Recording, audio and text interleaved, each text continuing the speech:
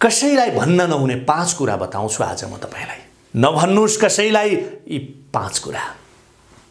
यदि तपाईं सफल बन्न चाहनुहुन्छ, यदि तपाईं असल बन्न चाहनुहुन्छ, यो दुनियाँमा नाम र दाम कमाउन चाहनुहुन्छ, दुनियाँका अगाडि ठाडो शिर गराएर बाँच्न चाहनुहुन्छ भने कसैलाई नभन्नुस् यी 5 कुरा। चाणक्य नीतिमा आचार्य चाणक्यले बताउनु भएको सन्दर्भसँग जोडिएर आज म तपाईलाई यो विषयवस्तु सम्प्रेषण गर्दैछु। नम्बर 1, तपाई के बन्न चाहनुहुन्छ, तपाई के गर्न चाहनुहुन्छ, त्यो कहिल्यै पनि कसैलाई पनि नभन्नुस्, नबताउनुस् कसैलाई। तपाईलाई अचम्म लाग्न सक्छ कि यदि मैले कसैलाई बताउँदैमा शेयर गर्दैमा के फरक पर्छ र तपाईलाई लाग्न सक्छ, हैन? झन् बरु उसले मोटिभेट गर्छ, उसले सम्झाउँछ, त्यहाँ भित्रका सकारात्मक नकारात्मक पक्षहरू के छन्, नयाँ नयाँ आइडियाहरू उसले दिन्छ, यस्तो सोच्नुहुन्छ हैन तपाई? तर यो सरासर गलत सोचिरहनु भएको छ तपाईले। दुनिया यहाँ दोस्रो व्यक्तिको भलो चाहँदै चाहँदैन, तपाईलाई उसले मोटिभेट गर्ने बहानामा कन्फ्युजमा पार्नेछ, तपाईको फोकस हटाइदिनेछ। झन् उसले छ्या यो नगर तैले गर्न सुहाउँदैन, तपाईका लागि, तेरा लागि यो उपयुक्त छैन, त के पागल भइराछस् यार, यसो नगर, तबाट यो हुनै सक्दैन, तेरा लागि यो उपयुक्त हुँदै हुँदैन, यसरी तपाईलाई मोटिभेट गर्न थाल्छ। त बरु यो काम गर यार, यो नगर भनेर तपाईलाई जुन फोकस तपाईको हुन्छ त्यो फोकस सर्लक्कै हटाइदिन्छ, तपाईलाई डिमोटिभेट गर्छ। तसर्थ आफ्नो उद्देश्यका विषयमा, आफ्ना प्लान्सका विषयमा कसैलाई पनि नबताउनुस्, शेयर नगर्नुस्। 2-4 जना खास तपाईका असलिक शुभचिन्तकहरू छन् भने अलग कुरा हो, नत्र दुनियाँका अक्सर मान्छेहरू अरूको भलो चाहँदै चाहँदैनन्। तपाईको अगाडि सहानुभूति मात्रै हो, मात्र यति हो। लेखेर राख्नुस्, आफ्ना कुराहरू शेयर गर्नु थाल्नुभयो भने त्यो स्थान तपाईलाई कहिल्यै पनि प्राप्त हुँदैन जुन स्थानमा तपाई पुग्न चाहनुहुन्छ। नम्बर 2, आफ्नो पर्सनल लाइफ कसैलाई पनि शेयर नगर्नुस्। पर्सनल लाइफका विषयमा सबै कुरा कसैलाई पनि बताउनु हुँदैन। आज मेरो घरमा यो भयो, त्यो भयो, आज हामी यो किन्नेवाला छौँ, हाम्रो भोलिको प्लान यो छ, भोलि त्यो गर्नेवाला छौँ, यो कारणले हाम्रो घरमा झगडा परेको, यस्तो हो कारण, यावत प्रसङ्ग किन सुनाउन जरुरी?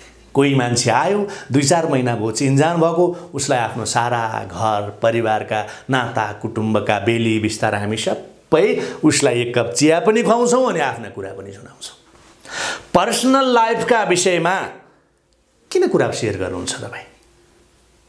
शेयर गर्नका लागि धेरै कुराहरू छन् तपाईसँग, तर नितान्त आफ्नो पर्सनल लाइफका कुराहरू सिक्रेट नै राख्ने गर्नुहोस्। आचार्य चाणक्यले आफ्नो नीति पुस्तक चाणक्य नीतिमा बताउनु भएको छ यो कुरा।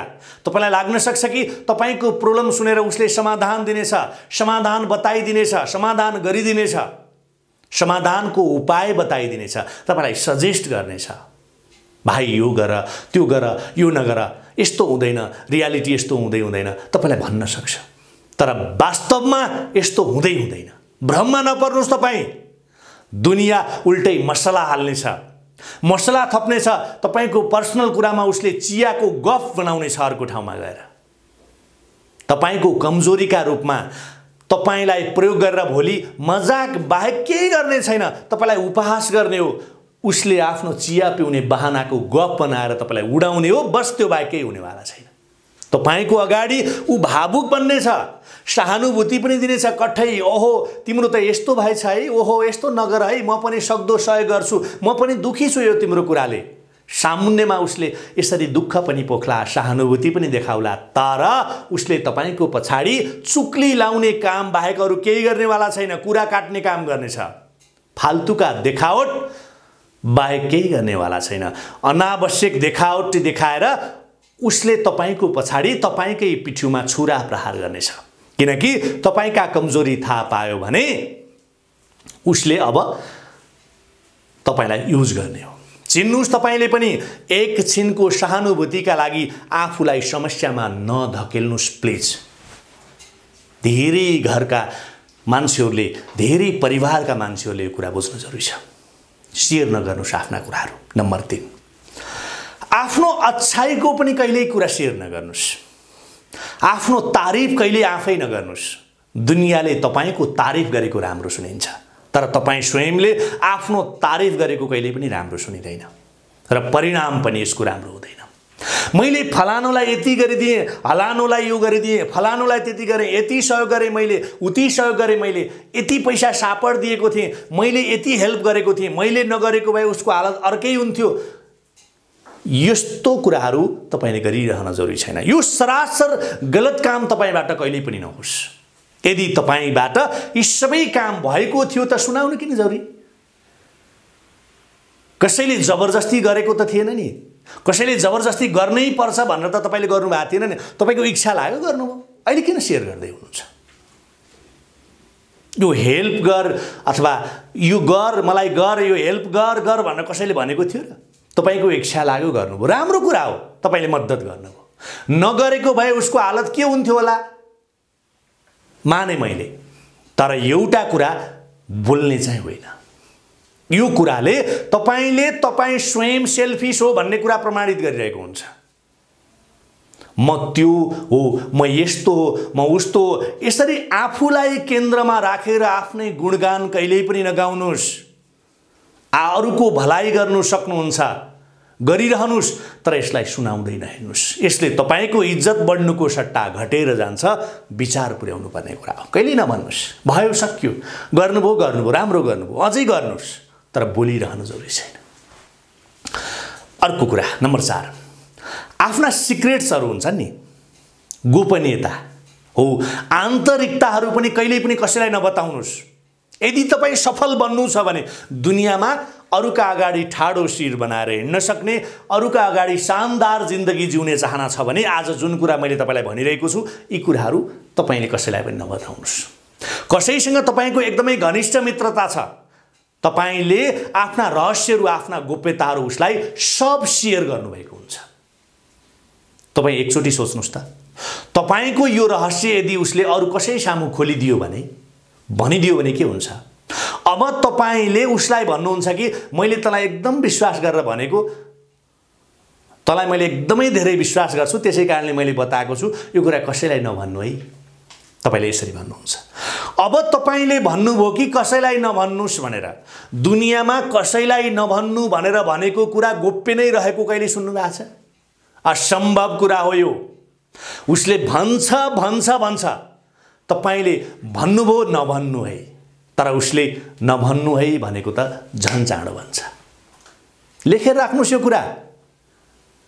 अर्को कुरा, तपाईका आन्तरिक रहस्यहरू, तपाईको असलियत थाहा पाएको व्यक्ति के सधैँ तपाईको साथी भइरहन्छ र? आज तपाईको एकदमै मिल्ने मित्र छ, तपाईको एकदमै मिल्ने साथी छ, भोलि के यस्तो साथी नै रहन्छ र? हमेशाका लागि त रहन्न। कहिल्यै त कुनै न कुनै कारणले वाद विवाद त हुन्छ, दुश्मनी त हुन्छ, मनमुटाव त हुन्छ। यदि मैले तेरो यो असलियतको पर्दाफास गरिदिएँ भने के हुन्छ तेरो भन्न थाल्यो भने के भयो अब त्यो दिन? या यो कुरा नभनिकन तपाईलाई भन्छु नभनिकन पनि त उसले त्यही तपाईको सिक्रेट्स लिएर, तपाईको गोपनीयता लिएर अरूका अगाडि खोलिदियो भने के हुन्छ? तपाईलाई डर धम्की दिएर उसले प्रयोग गर्न सक्छ एउटा कारण। यही कारणले तपाईका गोपनीयताहरू अरूसँग गएर शेयर गरिदिँदा तपाईको इज्जत र प्रतिष्ठा गुम्न सक्छ। अब उसँग तपाईँ डराउनु पर्ने स्थिति आउँछ, उसँग झुक्नु पर्ने अवस्था आउँछ। भन्नुहुन्छ अब प्लिज यो नगर्दे, त्यो नगर्दे, प्लिज, तपाईँ उसँग अब झुक्नु पर्ने भयो। यस्तो स्थिति आयो भने पनि नभने पनि घाटा तपाईकै हो। त्यसकारण आफ्नो गोपनीयता आफैसँग राख्नुस्। यो जति सक्दो जुगाएकी जाति हुन्छ। बुझ्नुभयो नि मेरो प्यारे हजुर? अर्को नम्बर 5, आफ्नो कमाईलाई लिएर, आफ्नो पुर्ख्यौली सम्पत्तिलाई लिएर, आफ्नो ससुरालीको धनलाई लिएर कहिल्यै पनि कसैलाई नबताउनुस्। मसँग यति पैसा छ, मेरो एकाउन्ट्समा यति ब्यालेन्स छ, मेरो खानदान यस्तो खानदान हो, यसरी कहिल्यै पनि कसैलाई शेयर नगर्नुस्। आजको जमाना सोअपको जमाना छ। खाली आफ्नो तारिफ आफै गर्ने, आफ्नो फुर्ती आफै लगाउने जमाना हो आजको। मैले 10,000 को जिन्स किनेको मनै परेन हेर्न। मैले BMW किने नि। मान्छे आफ्नै फुर्ती, आफै लाउनमा व्यस्त छ। आफ्नो फुर्तीका लागि उसले कुनै कसुर बाँकी छोड्दैन। मेहनत आफैले गर्नुभएको छ, आफ्नो कमाइमा आफै बाँचिरहनु भएको छ। आफ्नो तारिफ होइन, आफ्नो कमाइमा आफू जिउनुस्। तारिफ त अरूले गर्ने हो, आफ्नै मुखबाट आफ्नै तारिफ यो राम्रो होइन। तारिफ अरूको मुखबाट राम्रो हो, आफ्नो तारिफ आफैले गरेको राम्रो होइन। तपाईसँग छ भने छ देखिहाल्छ नि। तपाईले 10,000 को जिन्स लाउनु भयो कि 20,000 को लाउनु भयो कि 1000 रुपैयाँको लाउनु भयो कि 500 को लाउनु भयो, त्यो त देखिन्छ त। सो अप गर्न जरुरी नै छैन नि। दुनियाँले देख्छ भने तारिफ पनि त गर्छ नि। आफैले आफ्नो तारिफ गर्न जरुरी छँदै छैन। अब तपाईँ ढोल पिट्न थाल्नुभयो कि मसँग पैसा छ पैसा छ पैसा छ भनेर, तपाईसँग पैसा छैन। घमण्ड नगर्नुहोस्, साँच्चै भनौँ पैसा जति भए पनि पुग्दैन र खास भएको मान्छेले पैसा छ भनेर अथवा भएको मान्छेले यसरी फुर्ती हाँक्दै हाँक्दैन तपाईँ जुन फुर्ती हाँकिरहनु भएको छ। मैले बताउँदै गरेको महत्त्वपूर्ण कुरा तपाईँका लागि। यी मैले तपाईँलाई 5 कुरा जुन बताएँ नि, जुन कुरालाई आचार्य चाणक्यले आफ्नो पुस्तक चाणक्य नीतिमा बताउनु भएको छ, संसारका सफल मान्छेले यही बाटो हिँडेर सफल भएका छन्। तपाईँ हिँड्ने नहिँड्ने तपाईँको इच्छा हो, तपाईँको मर्जी हो। यसमा न तपाईँको केही लाग्छ न मेरो केही लाग्छ। बस हामीले सम्झाइदिउँ। यदि तपाईँ सफल बन्न चाहनुहुन्छ भने तपाईँले यी कुरालाई सधैँभरि हेक्का राखिराख्नुहोस्। सुखी नभवन्तु ते।